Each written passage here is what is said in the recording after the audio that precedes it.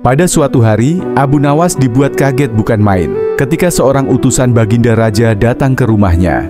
Ia harus menghadap Baginda secepatnya. Entah permainan apa lagi yang harus dihadapi kali ini. Setelah tiba di istana, Baginda Raja menyambut Abu Nawas dengan sebuah senyuman. "Akhir-akhir ini aku sering mendapat gangguan perut. Kata tabib pribadiku, aku kena serangan angin," ucap Baginda Raja memulai pembicaraan. "Ampun tuanku, apa yang bisa hamba lakukan hingga hamba dipanggil?" tanya Abu Nawas. "Aku hanya menginginkan engkau menangkap angin dan memenjarakannya," jawab Baginda Raja. Abu Nawas pun hanya terdiam. Tak ada sepatah kata pun keluar dari mulutnya.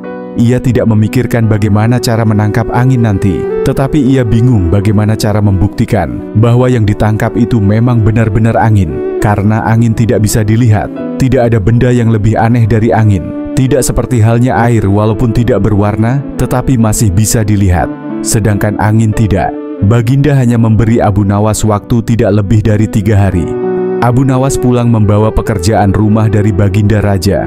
Namun Abu Nawas tidak terlalu bersedih, karena berpikir sudah merupakan bagian dari hidupnya, bahkan sudah merupakan suatu kebutuhan. Ia yakin bahwa dengan berpikir akan menemukan jalan keluar dari kesulitan yang ia hadapi. Dengan berpikir pula ia yakin bisa menyumbangkan sesuatu kepada orang lain yang membutuhkan, terutama orang-orang miskin. Ya, Abu Nawas memang kerap mendapatkan sepundi penuh uang emas hadiah dari Baginda Raja atas kecerdikannya. Tetapi sudah 2 hari ini, Abu Nawas belum juga mendapat akal untuk menangkap angin, apalagi memenjarakannya. Sedangkan besok adalah hari terakhir yang telah ditetapkan Baginda Raja. Abu Nawas hampir putus asa. Abu Nawas benar-benar tidak bisa tidur, walau hanya sekejap. Mungkin sudah takdir, kali ini Abu Nawas harus menjalani hukuman karena gagal melaksanakan perintah Baginda. Ia pun berjalan gontai menuju istana. Di tengah-tengah kepasrahannya kepada takdir, ia teringat sesuatu, yaitu Aladin dan lampu wasiatnya. Bukankah jin itu tidak terlihat? Abu Nawas bertanya pada diri sendiri. Ia berjingkrak girang dan segera berlari pulang. Sesampainya di rumah, ia secepat mungkin menyiapkan segala sesuatunya, kemudian menuju istana. Di pintu gerbang istana, Abu Nawas langsung dipersilahkan masuk oleh para pengawal, karena Baginda sedang menunggu kehadirannya. Dengan tidak sabar, Baginda langsung bertanya kepada Abu Nawas. "Sudahkah engkau berhasil memenjarakan angin, hai Abu Nawas?" tanya Baginda Raja.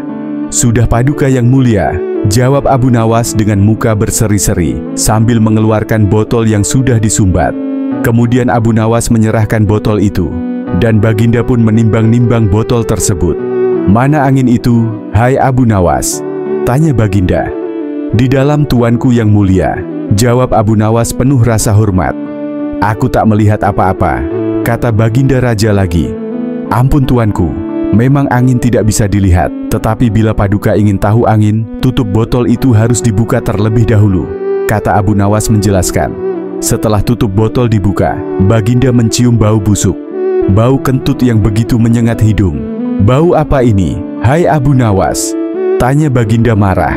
"Ampun tuanku yang mulia, tadi hamba buang angin dan hamba masukkan ke dalam botol.